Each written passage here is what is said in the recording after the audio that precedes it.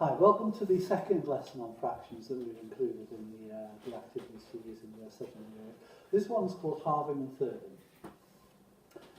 And there is a start if you read the lesson plan, so I'm not going to that. I just want to explain the context of the lesson. We've called it, on the sheet you're going to get, called Name That Fraction. And the scenario is you're dividing a bar of chocolate. That's 4 by 9, so there's 36 squares in the bar of chocolates. There's not that many here. But it's interesting that the context of chocolate bars is quite helpful for children's understanding of fractions. So here's the chocolate bar, and this is the sheet, this is the version of the sheet that the children get. So there are 9 chocolate bars, and I think this is a really interesting exploration. And so what happens is, the children shade in the amount of bar that is left when you do a fractions operation. So here's the whole bar. When you move to the right, you halve the size of the bar. So you go from a whole to a half to a quarter. You're halving it. So every time you move to the right, you halve it. Every time you move down, you third it. Hence the name halving and thirding.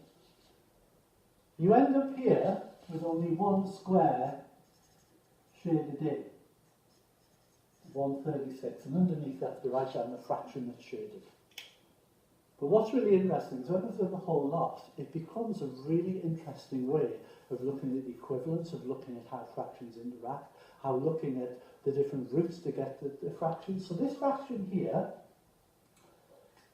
right? So this 36. How many ways could you make the 36? Is the 36th a third of a third of a third of a half of a half of a whole? Or is it a half of a third of a third of a half of a whole? There's all these different routes. So you could make a 36 by halving and halving and thirding a whole one. And it becomes like a tongue twister. So this one here, if you halve the chocolate bar, you end up with 18 over 36, and then if you third that, you end up with 9 over 36. So, what does that actually mean? It means you've halved the third of a whole, or you've thirded the half of a whole. And then they can round it down. I just think there's so much potential in exploring what this is, and what's happening with the fractions when you're halving and thirding. Because last time in Share an Apple, we halved and quartered. And it's a really rich activity, lots of potential. I know once when I did it with a group of very able year 6s, we made it a fractions dance mat. So we had 9 squares on the floor, and every time they jumped to the left, they halved, and every time they jumped forward, they thirded. And we were getting them to think of different ways of making a quarter. Right? Different ways of making a third, different ways of making a ninth, different ways of making, here you've got, this one would be, it's hard to work out as you're doing it, but you can see the point that I'm getting at, is all the different ways. So this is 2 36, this is 3 36, sorry, you can see where I'm going with it. It's a really, really interesting activity, based upon shading the sheet and articulating what's going on. The second part to the activity we call making green. There's an image that you can use. It's called the recipe for green. I'll just explain what the children are asked to do. This can take a while. I've used this for homework. Children have gone away. We can use it in different contexts with older people, so we can talk about mixing different drinks or whatever. So the idea is you've got 2 containers, 2 cups with the same amount of blue and yellow. And you have to actually do this. Right? The first step is, so the second part of the activity is, you pour half of the blue into the yellow. And you mix it up. Okay?